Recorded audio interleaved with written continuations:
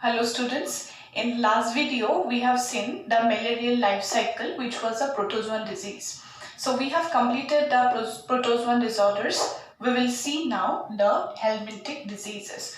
So this helminthic disease that is caused by both the platyhelminth and the nemathelminths or Escalmanthus. So we will see the different type of helminthic disease. Let us start the first disease. The first disease is Taeniasis. So this Taeniasis is caused by three type of causative organism.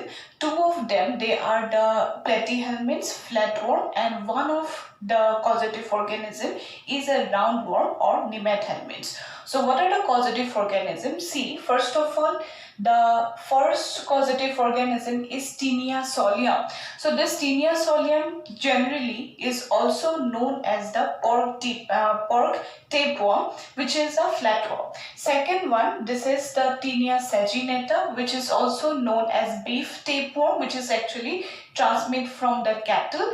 And the third causative organism is the Trichinella spiralis. So this Trichinella spiralis, this is simply called as the trichina worm, which is a roundworm, a different phylum now.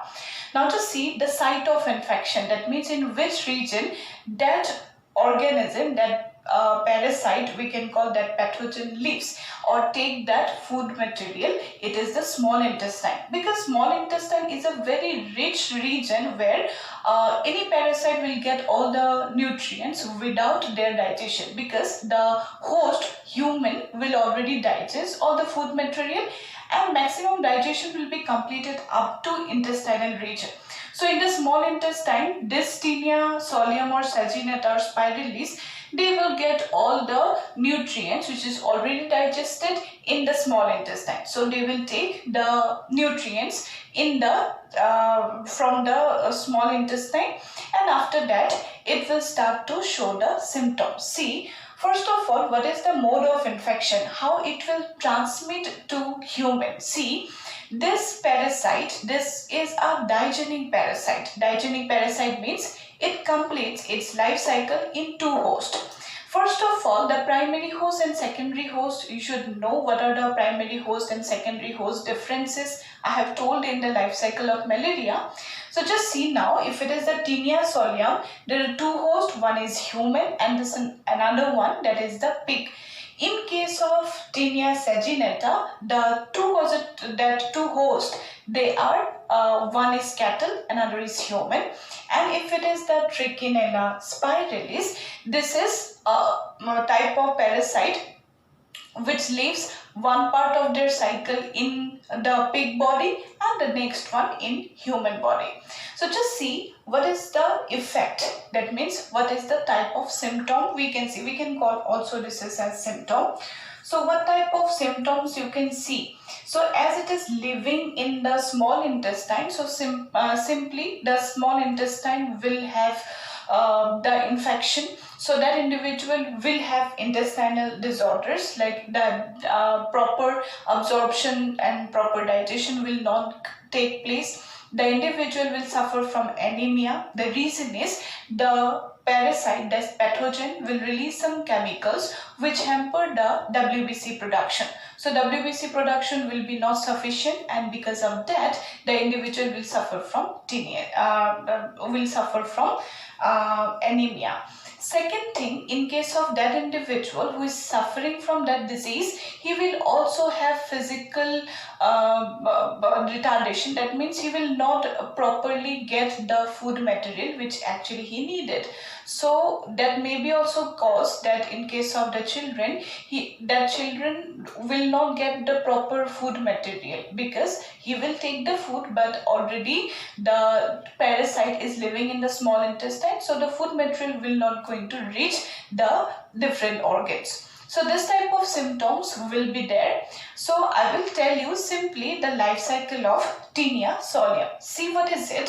First of all, see this Taenia solium, as it is living inside the human intestine as well as in the pork intestine. So how it will complete its life cycle? See, first of all, this one, this is the human intestine. This is human intestine. and this is the pig intestine. So just see what happened. First of all, in human, one larva will enter into our GI tract with the measly pork or uncooked or properly not cooked food. If we take, okay, then what happened? We will get a larva with that flesh, with that meat. We will get a larval stage of Taenia solium. What is that? This is known as Cysticercus larva. So this Cysticercus larva will enter with the uncooked pork, with that flesh of pig. It will enter into our GI tract. After that, what happened? This Cysticercus larva will metamorphose to adult, and whenever it become adult, what happened? It undergo self-fertilization. See, this organism do not require another organism so that it can get the male gamete. No, inside the same organism, the meeting of male and female gamete occur.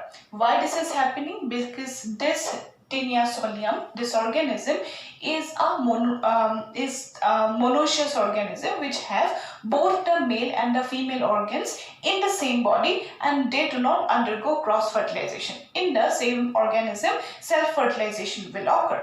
And after that, what happened? Here in this last part, okay, in this region, they will have the eggs, which are fertilized eggs, that are encysted. They will be covered by cyst layer. Now what happened? This adult organism, this adult Taenia, by a process of apolysis, it will release their last segments. Okay, so that last segments, the covering, the body wall will be digested, but the eggs which are encysted, they will be still present. They will not going to get digested. So what happened? From the large intestine, those eggs with the fecal matter, it will come outside. And if that individual, okay, if he defecates in the open spaces, see, this is one very important thing, that open defecation is a cause of lots of varieties of diseases. So if suppose this open defecation is stopped, lots of helminthic disorders, not only helminthic but other type of disorders also can be stopped. So just come to this point, that whenever Cysticercus larva become adult, what happened? In that same organism, adult Taenia, what happened? Apolysis occurs, and the eggs which are fertilized, which comes outside with the fecal matter. And if he defecates in the open spaces, then with that the embryo also comes out. Okay. Now, if that fecal matter is taken by pig, yeah, pig takes the fecal matter. They can take as a food. Okay, then what happened? This embryo also with the fecal matter will enter inside, now in the pig intestine, in the pig GI tract first of all. Then after that, what happened? In the body, in the GI tract of this pig GI tract, what happened? This embryo will form a larval stage. What is that larva? This is known as hexacanth larva. So this hexacanth larva will metamorphose to a next larval stage. And what is the next larval stage? This is the oncosphere larva. So this oncosphere larva will reach the blood vessel, and whenever it is reaching the blood vessel, blood is circulating the nutrients and gases to each and every regions of the body of the pig. Now what happened? Whenever blood is circulated, with the blood, this oncosphere will also reach the different tissues of the pig body. Now the whole pig, the tissues get this oncosphere larva. Now whenever we take this, suppose flesh or that meat, this is uncooked, it may be pig, it may be cattle, then what happened? This oncosphere do not die.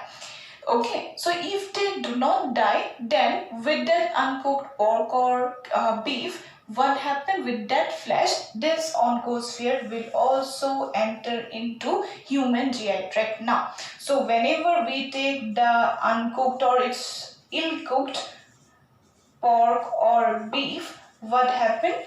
That oncosphere will enter inside human GI tract now, and it will metamorphose to the last larval stage. What is that? This is Cysticercus larva. So the first larva is hexacanth, second larva is oncosphere, and the third larva is Cysticercus. So once Cysticercus larva is formed, after that it become adult, and whenever it become adult, it undergoes self-fertilization, and after that it will produce that embryo that will come outside the human body with the fecal matter. If he defecates in the open spaces and that fecal matter contaminated with the embryo of tinea is taken by the pig, then in the pig GI tract now that embryo will enter into the pig intestine now. In that intestine it will form first of all hexacanth, then oncosphere larva. So from the blood vessel, this oncosphere will reach the different tissues and organ of pig now. And if now pig meat is uncooked or measly pork, if it is taken by human, then what happened? This larva, oncosphere larva, will metamorphose to the third larval stage, that is Cysticercus. So this way it will complete its life cycle. So that is about the tinea. Tinea disease. Teniasis is a disease. Come to the next disease. So let us move to the next type of helminthic disease. So this next type of helminthic disease is schistosomiasis. So this schistosomiasis is caused by one type of pathogen. That pathogen commonly we can call it as the bloodworm, and in scientific name is Schistosoma hematobium. So what is the mode of infection? How it will infect us? That whenever human skin comes in contact with the larval stage of that bloodworm, that is the Cercaria larva, then what happened? That larva comes bore the skin, and after that it will enter into the blood vessel. So what is the site of infection? Which region will be affected? That will be basically the blood vessel and mesenteric veins of men. But eventually that blood, whenever get purified in the region of the kidney, then after that from the kidney it will affect the whole urinogenital tract. So what will be the symptom or the effect? It will cause actually urinogenital problem, or simply we can call that it is the urinogenital schistosomiasis. So this is one disorder, not that much important. After that come to a very important disease that is caused by one roundworm, that is Ascaris. Remember, Ascaris is very much important. Unlike the other organisms till now we have discussed, that those pathogens, they were the digenic parasite. That means it complete the life cycle in two hosts. But what happened in case of Ascaris? Ascaris is a monogenic parasite. That means it complete its life cycle in only one host, and that is man. So remember that this Ascaris is monogenic or monogenetic parasite, same thing. So it is a monogenetic parasite or monogenic parasite which complete its life cycle only in human body. Second thing, that Ascaris is sexually dimorphic animal. That means now this organism, that is Ascaris, it will going to have separate male and separate female. So this organism, this is the, for the first time we'll see the separate sexes. Already you know that how this Ascaris can be distinguished, male and the female, that the females, they are longer and they're going to have a straight end. And if you see in case of the males, then these males are going to have a curved tail.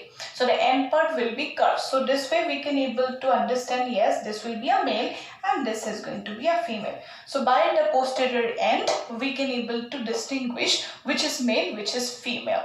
Now after that, mode of infection, just see how it will enter into human body. See, in the human body it completes its whole life cycle, both sexual and asexual.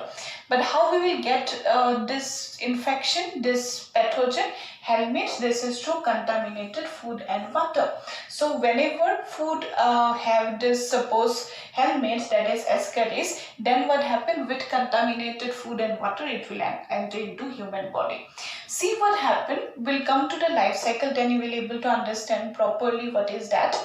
What are the symptoms? Basically, the symptoms include the internal bleeding, because it makes the blisters or lesions or porous this intestinal region, as well as the blood vessel. Even it will affect the heart, lung, then it will also go to the trachea. This type of organs will be affected, so that's why it will have the internal bleeding. Then muscular pain is also very prominent symptom. Along with that, fever, anemia, blockage of intestinal passage, etc. So let's just come to the life cycle. Okay, so life cycle I will show here. Suppose this is the mouth. So from the mouth, here we will have two tract. Here this is the stomach, this is the intestine. Okay, next one, here I will draw another tract, that is the respiratory tract. So these are the two lungs. Okay, so here we have the organ. That organ is the heart. I'm not drawing properly, just try to understand. First of all, what happened with the contaminated water? Okay, so that water, if it is contaminated with that Ascaris egg, one of infectious state is the second larva. The first larva is not infectious. Okay, it is present in water. It is not infectious. Whenever it comes, it becomes the next larva, that is the second insta larva, and that larva is present in water. And that water, if you suppose wash your vegetable, fruit, or suppose just you drink that water, then what happened? This second insta larva will enter into your GI tract. First of all, it will from the esophagus goes to stomach. From the stomach, it will go to the intestine. So it is encysted, so it will remove the cyst layer, and after that it will come out. So this second insta larva will start to invade the intestinal regions. Intestinal, that tract will be suppose completely get blocked somewhere. It will make pores in the intestinal region, gut, and after that it will reach the hepatic portal system, and from the hepatic portal system it will go to the liver. In the liver it will start to feed, but it is the same second insta larva, and after that it will go to the heart. Okay, and which region of the heart? From the inferior vena cava, it will reach the right atrium. From the right atrium, it will go to the right ventricle, and from the right ventricle through the pulmonary artery, it will go to the lungs. In the lungs, what happened? This second insta larva will metamorphose to the next larva, that is the third larva, and from the third larval stage, it will metamorphose to the fourth larva. So this is the last larval stage. And once it is completing its all metamorphosis, the larvae, they are the last completing its larval stages in the lungs itself. The fourth larva will come from this trachea, and it will reach the region, that is the common passage for both this food and the wind tract, that is the pharynx region. So it may sometime can comes out, okay, from the pharynx, it can comes out from the nose, but very often what we do, we swallow every time. Whenever we swallow, what happens? This fourth insta larva will convert to adult, okay, and whenever it converts to adult, it will reach the small intestine once again. So whenever it converts to the last stage, that is the adult stage, the male and the female get distinct, they will start to get different from each other. It will undergo sexual reproduction, and after that it will produce the eggs. Okay, now those eggs, they will not be able to be digested by the small intestine, because it is covered by the protein as well as the lipid layer. So what happened from this small intestine, it will go to the large intestine. From the large intestine, it will reach the colon, and after that with the fecal matter it will come out. And if that individual defecates near the water bodies and that comes in contact with the drinking water, and that water is taken for the household purpose, then what happened, that egg which is now having the embryo, first larva, and that is metamorphosing to the next larva, that is second insta larva, if it is present in water, and that water we drink, or that water we wash the food, and that food we have, that fruit we have taken, just an apple suppose that apple we have taken, then in the lining, that pill, we have this second insta larva and we take it. Then what will happen, that second insta larva will go to your intestine. From the intestine, remember this passage is very much important. I will write this passage. See, first insta larva it lives in the water. Second insta larva, it is also lives in water, but it is infectious, so it will enter into the intestine. From the intestine, it will go to the portal system. Via the portal system, it will go to the liver. From the liver, it will go to the inferior vena cava. From the inferior vena cava, it will go to the right atrium. From the right atrium, it will go to the right ventricle. From the right ventricle, it will go to the pulmonary artery. And through the pulmonary artery, the blood will be pumped to the lungs for oxygenation. So in the lungs, the second insta larva will transform to third, and from third to fourth. Maybe it is possible that sometime it can come out. Okay, it can come out from the nasal passage, but very often what happens, it is once again ingested by human. And whenever it is once again ingested by human, what happens, it will reach the intestine and become adult. And whenever it become adult, it will start to lay eggs. It will undergo sexual fertilization, and after that it will sexual reproduction. Then after that the eggs comes out from the female body. Then those eggs pass through this large intestine, and with the fecal matter, with the excreta, it will come to the water bodies. And that water body, if we take that water as drinking, suppose the purpose for drinking or the other household purposes in the kitchen, then what happened, this life cycle will once again continue. So this is about the ascariasis. This is a disease caused by the causative organism, that is Ascaris lumbricoides. The organism Ascaris, two things you have to know very much important. What is that? That is, it is a monogeneric parasite. That means it completes its life cycle only in one body, that is human. And second thing you have to know, that it is going to have separate sex. That means male and female, they are different, they are distinct from each other. They will undergo sexual reproduction as well as asexual metamorphosis. That means the changes of the larval stages that will complete only in human body. So this is the passage, and if you want to know in detail, then already we have a different video. I will give you the video also. So this is about the life cycle of Ascaris. Come to the next disease. So the next helminthic disease we are going to study is filariasis or elephantiasis. So that filariasis or elephantiasis, it is caused by the pathogen. There are two pathogens present. One is Wuchereria malari and another one is Wuchereria bancrofti. So both these two, Wuchereria bancrofti and Wuchereria malari, they cause the disease filariasis or elephantiasis.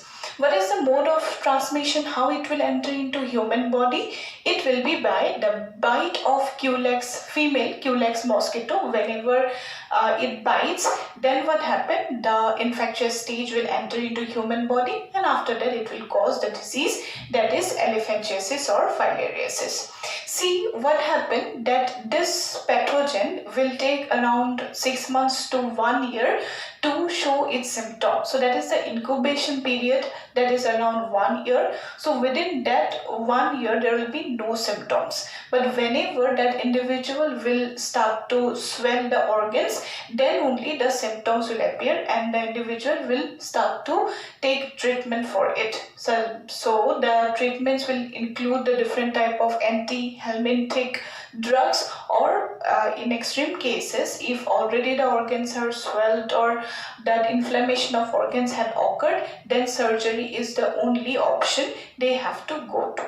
Now after that, the symptoms. What are the symptoms? The symptoms include the inflammation of the different organs. It will include the legs, it will include the scrotum of male reproductive system, it will block the lymphatic system, and that's why swelling occurs. So how this lymphatic system will be related to the enlargement of the organ? So we have to know a little thing about our circulatory system.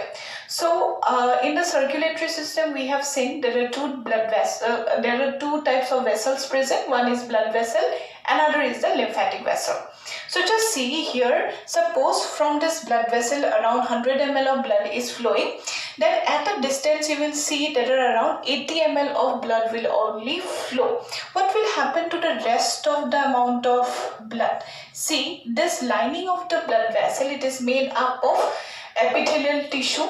So this epithelial tissue will have a very little intracellular space, and from this intracellular space, suppose these are the intracellular space, from the intracellular spaces the amount of plasma will come out. So some amount of plasma will come out, but yes, remember the proteins and WBC will not able to come out.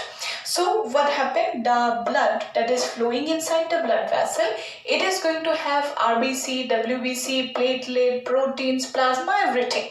But whenever some amount of plasma is coming outside, then from that plasma, the WBCs and the liquid part will only able to come. The RBC, platelet and the proteins will not able to come out. Okay, so what happened whenever that amount of plasma is coming out, what we can call, this is known as tissue fluid. Okay, and that tissue fluid will carry the nutrients as well as the gases, isn't that, or oxygen that will be come outside. And here in this surrounding, what we have, we are going to have the tissues, the cells. Now those cells will start to take this nutrients and the gases, and whenever these nutrients and gases will be taken, then what will happen?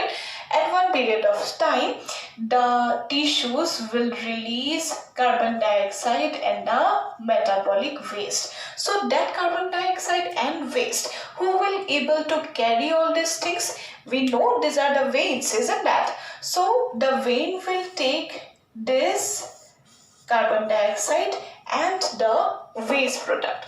But who will bring that carbon dioxide and waste from the interstitial space? The space between the tissues, they are known as the interstitial space or the tissue space. So from the tissue space, this carbon dioxide and the waste will be taken up by another system that is known as the lymphatic system. So suppose just take the example here, these are the lymphatic capillaries. Lymphatic capillaries will take the lymph. That means now that same tissue fluid which is having now carbon dioxide and waste, the same what we can call, this is known as lymph. Okay, remember the difference between plasma, tissue fluid and lymph.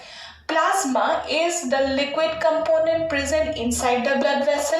If it is tissue fluid, that liquid which is coming outside the blood vessel, which contain nutrients and gases without without RBC and the platelet, and the lymph will be the tissue fluid only, but it is going to have now carbon dioxide and waste, but with a very less amount of protein. Remember, now this lymph that will come back to the blood vessels, that is the vein. So who will bring that carbon dioxide and waste material to the vein?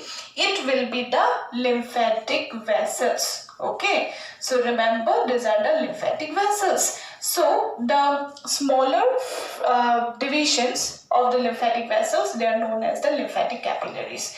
So those lymphatic capillaries will take this lymph, and from this lymphatic vessels it will be, suppose here this is the lymphatic node, okay, or lymph gland where we will have the WBCs. Now after that, from this lymphatic node it will go to the ducts, and eventually it will come to the region of the vein where the carbon dioxide and waste material that will come to the vein once again. And from these veins, from the inferior vena cava, what happened, this deoxygenated blood will go to the right atrium of the heart, and in the heart it will be pumped to the lung for oxygenation. Now what happens, see, this filarial or the elephantiasis worm, they will present here. Okay, they will start to block these lymphatic vessels, lymphatic capillaries, etc. So as this worm start to block this lymphatic vessel, then what will happen, at one period of time this tissue fluid will come out, it will convert to the lymph, but the lymph will not able to come back to the vein. It will start to deposit everywhere in the interstitial space, and whenever this interstitial space will filled with lymph, at one period of time what will happen, that organ, that region will start to enlarge, or inflammation will occur. So due to this inflammation, what will happen, the individual, the legs might be like an elephant, so that's why this name is elephantiasis. So this is what happened in this disease, elephantiasis or filariasis. Come to the next disease.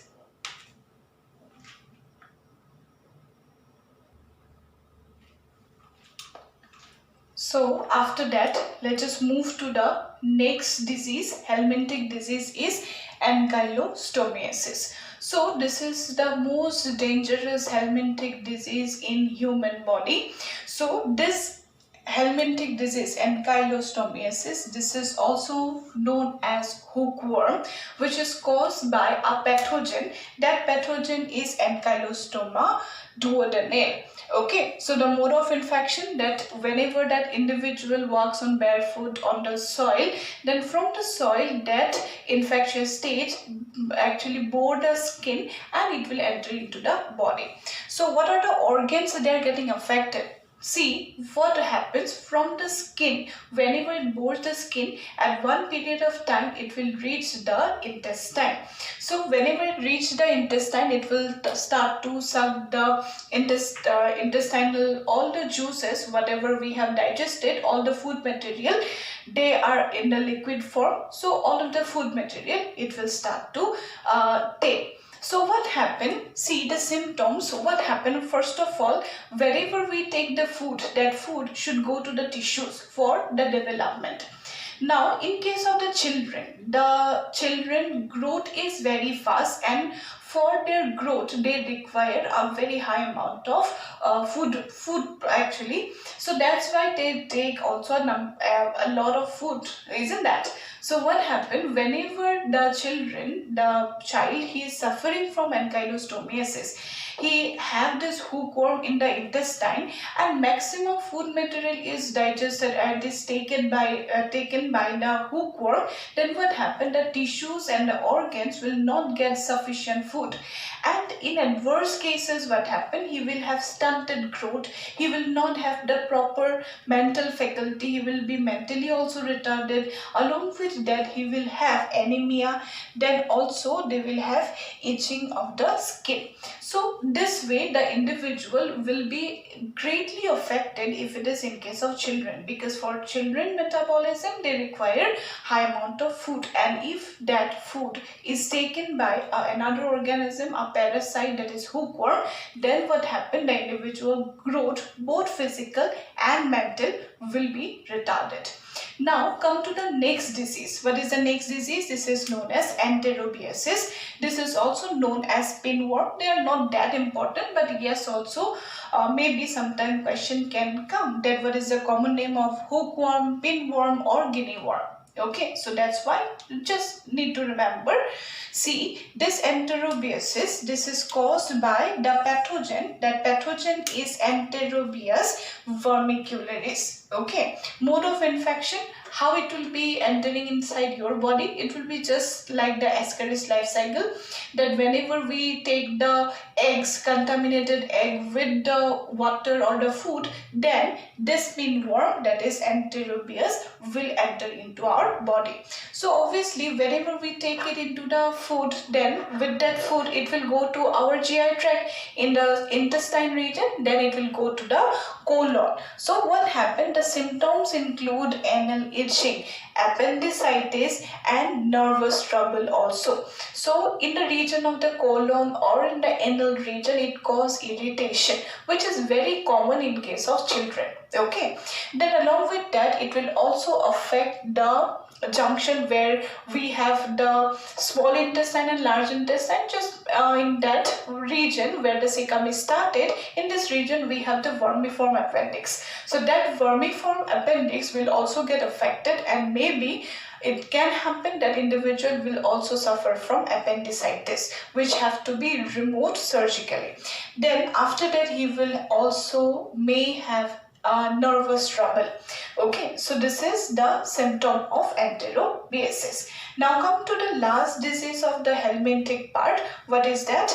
That is the dracunculiasis, or this is also known as guinea worm. The pathogen which caused this disease, dracunculiasis, that is Dracunculus medinaesis. Okay, so the site of infection, what is the site of infection? In which region it will go? It will go just behind the skin. Okay, so we have the dermis, this is the epidermis, just after that we have dermis, then after that we will have the subcutaneous tissue. So in that subcutaneous tissue they will start to present, and after that it will cause some inflammation. Inflammation means actually fluid filled, some lesions will start to appear in the skin. In serially, suppose in the skin serially we will have those type of patches which is fluid filled, those patches will start to appear. So what happened next on mode of infection, how it will be infected? See, it is a diagenic parasite. It is completing its life cycle in two hosts. One is human, already we know it is causing the disease, and after that another organism where it also complete one of its cycle is cyclope. So what is cyclope? This is actually one arthropod who lives in the water, and that cyclope, if it is infected with dracunculiasis, then dracunculus pathogen helminth, then what happened with water, that infected cyclope, whenever it enters with drinking water or with the contaminated food, then what happened, it will reach your skin or subcutaneous region. So what is the effect? First of all, it will affect on the skin, and also it can affect ulcer. Then the individual will have diarrhea, he will also can have asthma. This type of symptoms will be there in the disease, that is dracunculiasis. So number of diseases, they are present in both flatworm and flatworm and the roundworm, that is under the helminthic disease. So some of the diseases we have discussed, a number of also other diseases are here. So you have to see all of the diseases. I will provide some attachment in the PDF, some other diseases which we have not discussed. Till now it is more than enough. So these are all about the helminthic disease. After that, let's just move to the next disease, that is the last type, and only one disease we are going to study here, that is the fungal disease. So let's just move to the fungal disease.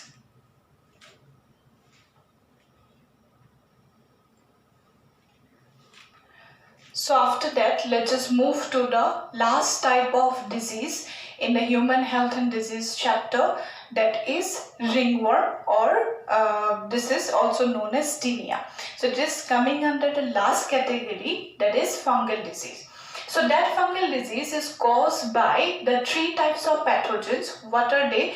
They are trichophyton, epidermophyton and microsporum. So there are three types of species. Asked a number of times Remember, so what are they? One is trichophyton, second one is epidermophyton, and the last one is microsporum.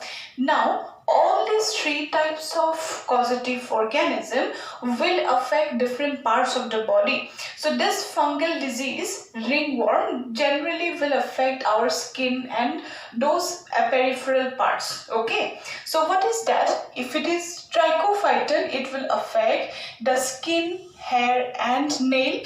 If it is epidermophyton, it will affect skin and nail, and if it is microsporum, it will cause infection in the skin and hair. Okay, remember that.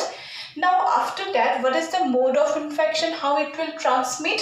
See, this fungus will transmit from person to person by touching or use of same type of, suppose towel or comb or the clothes they're using. If from an infected individual the same cloth is used by another person also, that fungus will transfer to a different individual.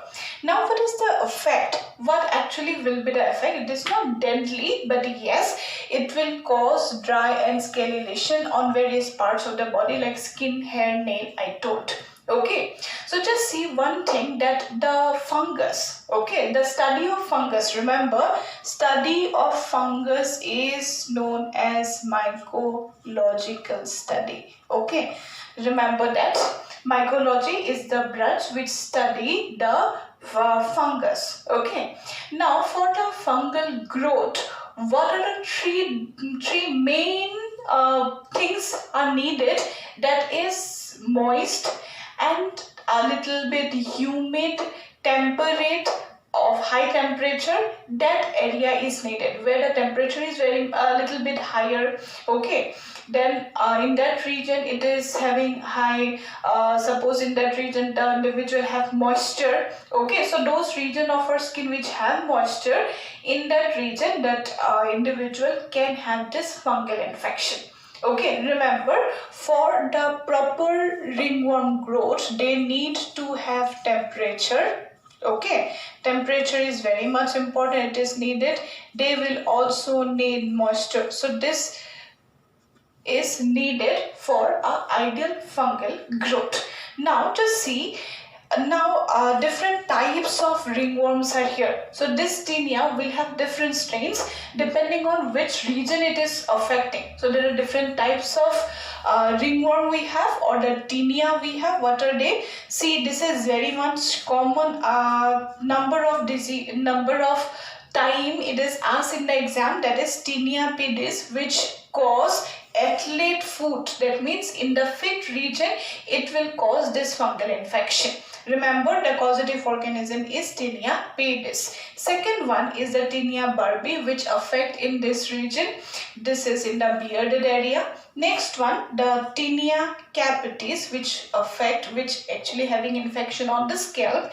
And the last one is tinea cruvis, which will affect on the groin region. Okay, so these are the different varieties, types of tinea which will cause ringworm.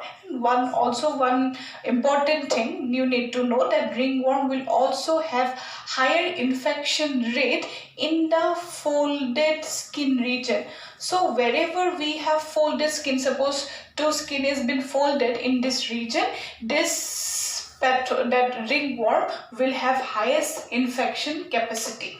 So these are all about the type of diseases. Hope you have understood all the bacterial, viral, protozoan, all this type of diseases we have discussed.